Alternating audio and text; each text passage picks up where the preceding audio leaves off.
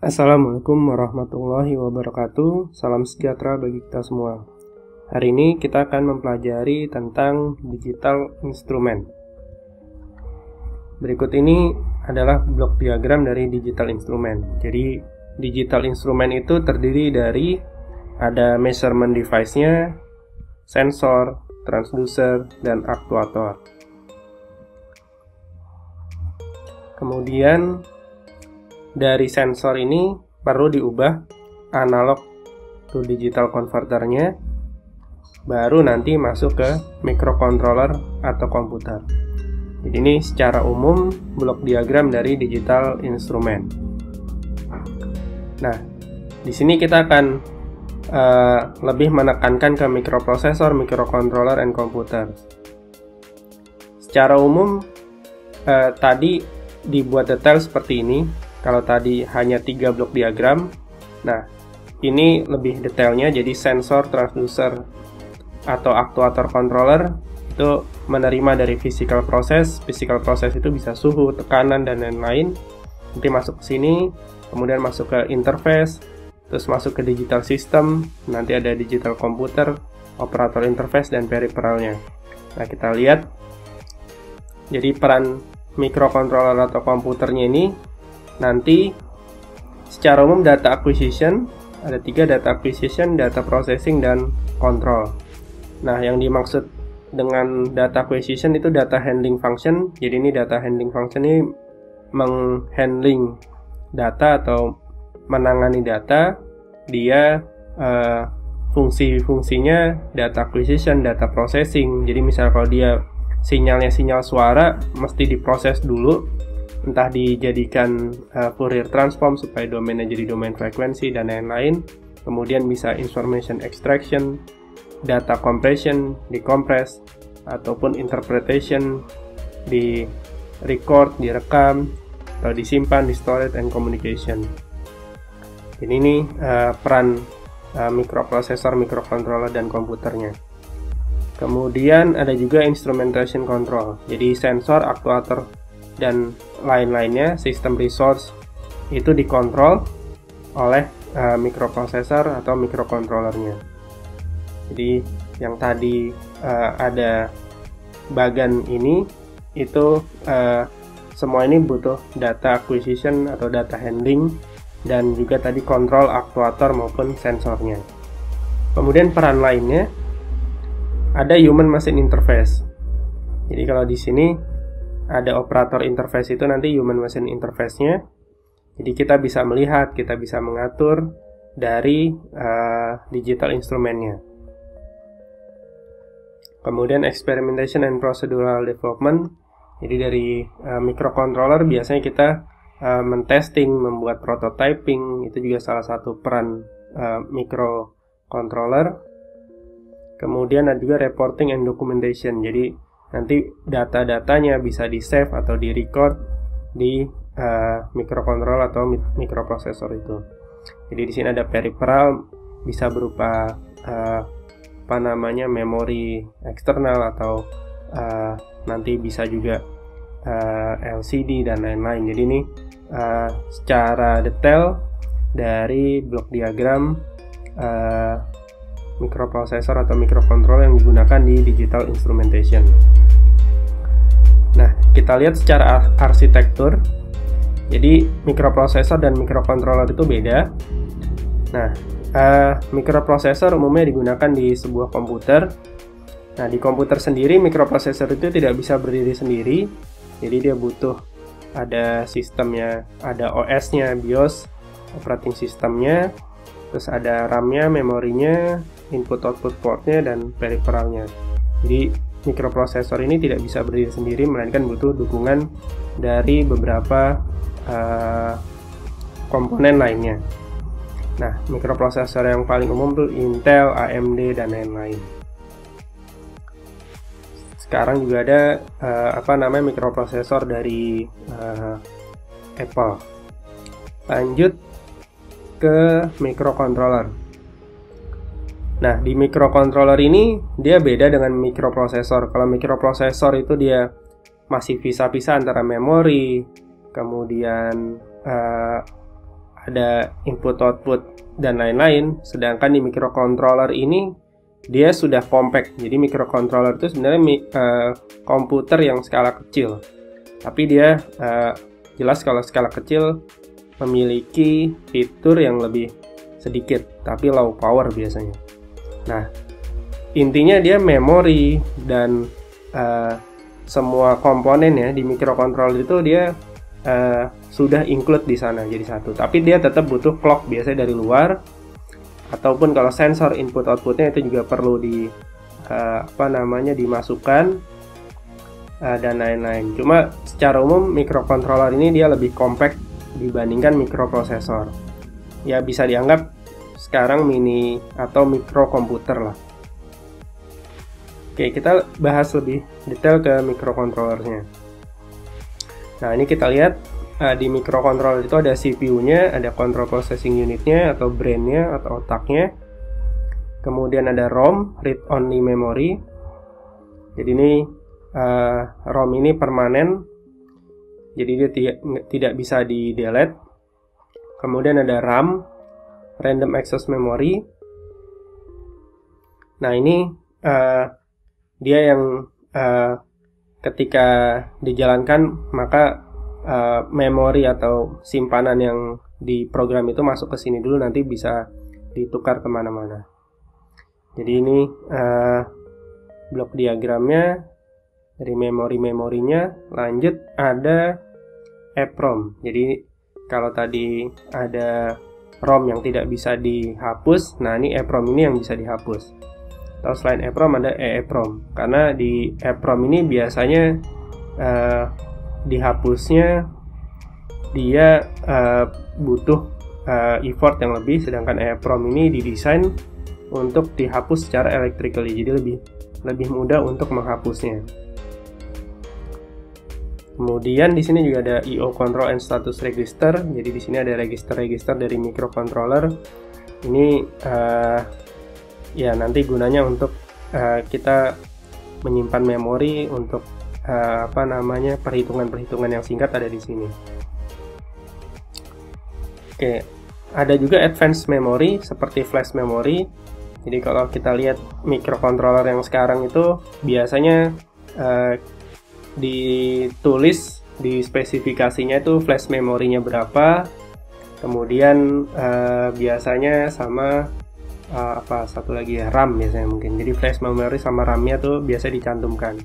Jadi flash memory ini sebenarnya ROM, jadi dia non volatil tapi ukurannya lebih besar dibanding yang ROM biasa. Jadi ini advanced memory, jadi dia lebih canggih dibanding yang ROM. Ada juga battery backup static RAM.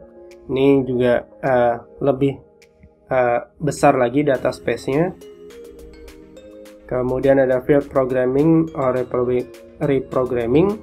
Ini juga sama-sama ROM atau non-volatile memory, tapi ini without removing the microcontroller from the system. Jadi dia bisa langsung diprogram. Ada satu lagi one time programmable. Jadi ini semua nih sama, yang ROM yang tidak bisa atau non-volatile program tidak mudah dihapus, tapi ini tidak bisa dihapus dengan secara biasa nih. The program cannot be erased or modified once it is written into the device with standard EEPROM programmer. Jadi dia mesti dihapus dengan, atau dia cuma sekali program, one time programmable. Jadi ini jenis-jenis advanced memory selain yang tadi ROM, RAM, ataupun EEPROM atau EEPROM. Ya, kita lanjut ke fabrication teknik. Secara umum ada dua, ada CMOS dan PMP atau post metal programming. Jadi ini teknik-tekniknya, cuma ini biasanya kita kalau sebagai pengguna kita hanya tahu dia menggunakan teknologi apa atau fabrikasi menggunakan apa. Cuma detailnya nanti ada di kuliah fabrikasi ataupun mungkin di kuliah yang membahas tentang desain IC. Ada CMOS, Complementary Metal Oxide Semiconductor. Ini bagaimana dia membuat IC-nya atau microcontroller IC-nya yang biasa digunakan in CMOS karena dia resistant to noise. dan biasanya tekniknya lebih lebih umum. Ada juga post metal programming. Jadi ini memprogram atau membuat fabrikasi dari semikonduktornya ROM after metallization. Jadi nanti ini dibahas di detail di kuliah yang lain. Cuma kita hanya tahu ada beberapa jenis fabrikasi. Sebenarnya banyak, cuma ini yang umum. Arsitektur feature. Nah, ini juga ada beberapa arsitektur feature-nya. Ada yang von Neumann arsitektur maupun Harvard arsitektur. Jadi kalau von Neumann arsitektur itu dia cuma punya single data. Jadi datanya itu cuma satu atau satu arah. Jadi misalnya input, terus kemudian ke proses CPU-nya, ke memorinya, terus ke output. Nah, kalau yang Harvard arsitektur, dia kontrol unitnya bisa kemana-mana. Jadi dia tidak satu arah atau tidak satu single data bus. Single data bus itu ya bisa dibilang aliran datanya atau kabelnya juga bisa dibilang seperti itu. Oke, ini jadi ada dua, von Neumann dan Harvard arsitektur. Nah, dari sisi instruction-nya atau coding-nya, ya tapi coding ini lebih ke arah dia memorinya, bukan coding ke bahasa sih atau lain-lainnya. Ini di dalam microcontrollernya itu ada yang namanya CISC, itu Complex Instruction Set Computer, ataupun RISC. Jadi ini Reduce Instruction. Jadi kalau ini kompleks itu artinya 80 instruksi itu untuk menjalankan to perform specific control task. Jadi dia untuk menjalankan yang satu aja itu butuh 80 instruksi. Nah, dikembangkan lagi RISC, jadi reduce, jadi dia dikurangi. Jadi ini secara umum dia membuat simplifikasi, dibuat simple. Jadi yang tadinya misalnya banyak 80 ini dikurangi, sehingga nantinya di RISC ini dia akan lebih sedikit instruksinya. Nah, lanjut ke input output. Nah, biasanya input output itu ada beberapa komunikasi dengan inputnya. Misalnya kalau di sini sensor atau outputnya aktuator. Nah, di sini ada yang namanya USART atau Universal Synchronous Asynchronous Receiver Transmitter. Biasanya kita taunya UART. Ini contoh UART. UART itu biasanya kalau di microcontroller pin RX, TX. Biasanya TX dihubungkan dengan RX sebaliknya, dan RX dihubungkan ke TX. Jadi ini dibalik, diputar. Nah, di UART ini biasanya kita pakai stop bit. Jadi dia microcontroller umumnya 8 bit, 1, 2, 3, 4, 5, 6, 7, 8. Cuma nanti ada LSB dan MSB-nya. Kalau di UART itu diberikan start bit dan stop bit. Nah, pengembangan terbarunya menggunakan USART atau dia sinkronus. Jadi sinkronus ini kelebihannya dia lebih cepat. Nah, ini contoh dari sinkronus. Jadi sinkronus itu tidak membutuhkan start stop bit. Jadi kalau tadi di asinkronus itu butuh start stop bit, yang tadinya 8 bit butuh start and stop bit. Ini tambahin start dan stop bit itu jadi 2 bit, jadi totalnya nanti 10 bit. Nah, kalau di sinkronus dia tidak butuh ini, jadi nanti totalnya tetap 8 bit. Nah, jadi dari sini dia bisa lebih cepat, cuma dia tetap butuh clocking. Jadi sini disambung clocknya, jadi nanti dia bisa komunikasi. Nah, ini kelebihannya bisa lebih cepat, high speed. Oke, lanjut ke SPI atau SPI, Serial Peripheral Interface. Jadi ini Synchronous Serial Port. Jadi kalau lanjutannya nih tetap yang sinkronus. Jadi ini pengembangan dari UART sama seperti tadi. Di sini